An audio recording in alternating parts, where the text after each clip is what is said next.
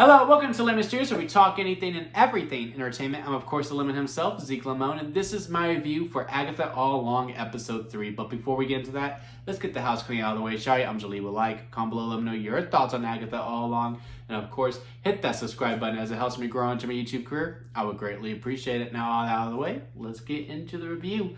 So, I have really enjoyed the first two episodes, quite a bit of Agatha All Along. And I was really looking forward to going down the road with these witches in Episode 3, now that we are there. Now, overall, I really like this episode. I think the direction was really strong. A lot of great camera shots. And also, look, it's simple psychology, right? Episode 1 and 2, we're like, okay, everyone's going to tune in to see Catherine Hahn as Agatha. But we're going to have this ensemble, so the first two episodes, we're going to focus on her and her alone. And hopefully we convince them enough to tune in to episode 3. And then this is where we're going to make them establish the ensemble and get us attached more to the other witches. And for the most part, it worked. I really did enjoy this episode. I wasn't really yearning for Agatha that much because, again, she's more of a backseat driver in this episode, and we are giving a focus to the other witches, and especially within the lessons that they are learning. And we are in this setting of this house where it really does seem like they're like, okay, it's Agatha, it's his own thing, but how can we still give it that WandaVision of flavor that people have been kind of missing lately? And it does seem like within every trial that they go to, which does seem like every episode now will be its own trial, and you know what shenanigans they go through to try to get past it, we'll be moving forward. And I do believe there's 5 trials, because there's 5 witches in the coven. Sure, Deborah Jo dies in the end. Yes, we are going to talk spoilers in this, but is she really dead? I don't know. But also, Aubrey Plaza needs to show up at some point as well. So if there's 5 witches, then there's 5 trials. So that takes us up to episode 7, which gets us to the finale of episodes 8 and 9. Simple structure, right? My only concern is that if we go back to episode 2, which again I really liked. I actually liked episode 2 more than I liked episode 1. Hell, I think episode 2 is still my favorite episode overall, although this one is really a strong contention of it.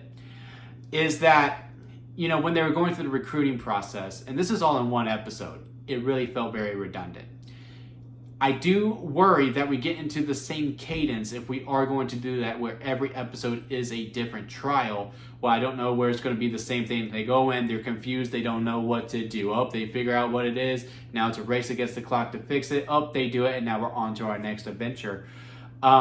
So we will see as we move forward, but I am worried that we are going to get into a repetitive phase now that we are week to week, where it's like, okay, I just feel like I watched the same episode. It's just in a different setting. However, within this episode itself, as the first one, that's future Zeke's problem. This Zeke really liked the structure of it. I do think we rushed through some bits quite early on. Now, you know, in episode 2, when she does get Mrs. Hart, or Sharon, whoever you want to call her, played by Deborah Jo. And, you know, everyone's like, well, obviously she's not a witch. I don't know why these witches aren't challenging Agatha. And then they get down to the road, and the witch is like, well, she's clearly not a witch. And I'm just like, why didn't y'all challenge Agatha? In episode 2, we made it a point to be like, look, the Green Witch is one of the most important pieces to have, if not the most important piece. If y'all knew this woman was BS the whole time, why did you not challenge Agatha? Why did you go along with the song? Why did you go follow her down the road? And then we're instantly in this panic. It was like kind of for comedy's sake, but also it just really felt like structure-wise, it was just like, okay, well, she's going to die at the end of this episode, so we need to speed light everything through. So yeah, the witches already know. The witches just kind of feel a little bit dumb at that point. But besides that, once we do get to the house where the where everything's going to go down, where the first trial is, I guess to try to bond them as a team, or, you know, to face their fears or like their biggest trauma, since they do take the poison and they start to hallucinate, and everyone's going through a hallucination. And, you know, it's all because they drank wine. I was really liking it. Again, I was really getting more attached to the witches that we are going to follow. I do wonder why we needed to have Agatha take it. I guess we do need to show, you know, that she is very much bewildered that she did lose her son. Now, earlier on in the episode, it has been established that, hey, our team that we are with is a big reveal. And that it's such a big reveal that even the other witches don't know who he is. Every time they ask, what is your name? And he can't say it. Now, my leading one was that he was Mephisto. Then I heard some people go, no, he's Wanda's son. And I was like, oh, that makes completely perfect sense. In this episode, however, I think they made it abundantly clear that he's Agatha's son.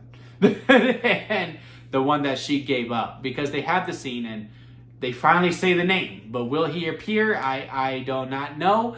But they do say Mephisto. And, it's when the potions girl goes up to him and goes, look, watch out for Wanda, okay? Not Wanda. We might have to watch out for Wanda, but watch out for Agatha. She gave up her own son to get a hold of the Darkhold. So if she's willing to do that, what do you think she's willing to do for you? And again, another streamline thing that I just feel like we went by way too fast with as far as blocking the script structure was that she was willing to protect him and go, no, I won't take the wine. No, you don't take the wine. I will take the wine. This seemed a little bit rushed, especially with Agatha not caring that Mrs. Hart is going to die. And let her drink the whole entire bottle. Or she's trying to break out of the house. Also, it really does feel like Catherine Hahn is in a different show now. That could be by design. It could be that she has put on a big act. Maybe she hasn't really gone down the road and she's just really, really hamming it up. Just to really sell an act. Because everyone else feels so natural, but Catherine Hahn is still so big. Again, could be completely by design, but it did stick out like a sore thumb, but not too much so where I'm just like, oh man, it's really, really jarring. Again, I'm thinking it's by design so it doesn't bug me as much.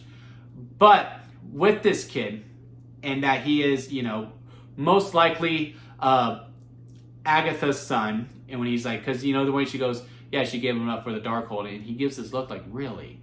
Like, sure, that's dastardly, but, he's heard much more worse things. Well, not worse, but he's heard another bunch of horrible things that she's gone through. I don't know why that would surprise him.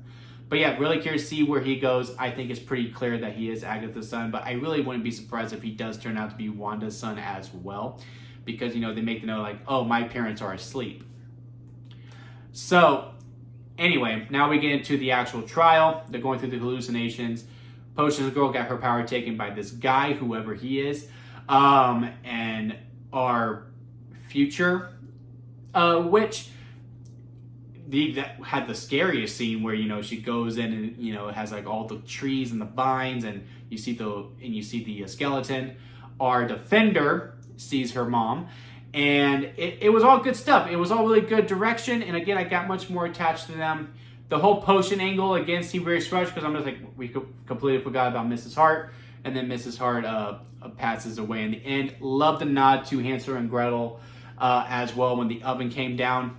I talked about it in my episode 1 and 2 review. I was like, I think we're going to get like nods to other witched properties throughout the whole entire show. And they're going to make note of it. You can just tell that the writers really love witch lore.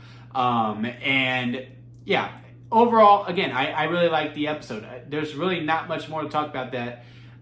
Just some things went by really, really fast for me.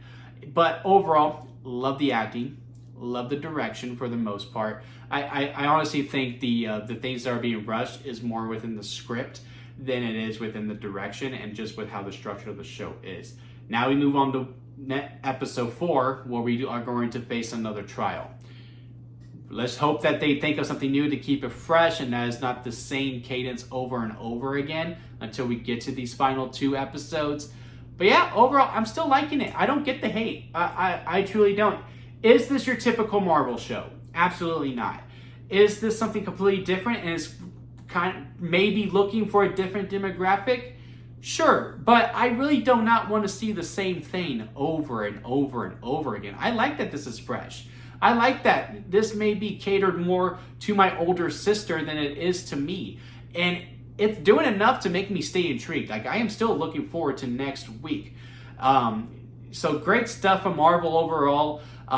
Really excited for episode 4. Leave a like if you did make it this far. I do greatly appreciate it. Leave a comment. Let's have a conversation about it. And again, hit that subscribe button as I am trying to grow into my YouTube career. We have a lot of content heading your way. We have The Penguin on Sunday. Lord of the Rings is probably going to come out Friday. We have SmackDown and Raw reviews and the PLE's Bad Blood coming up next week as well.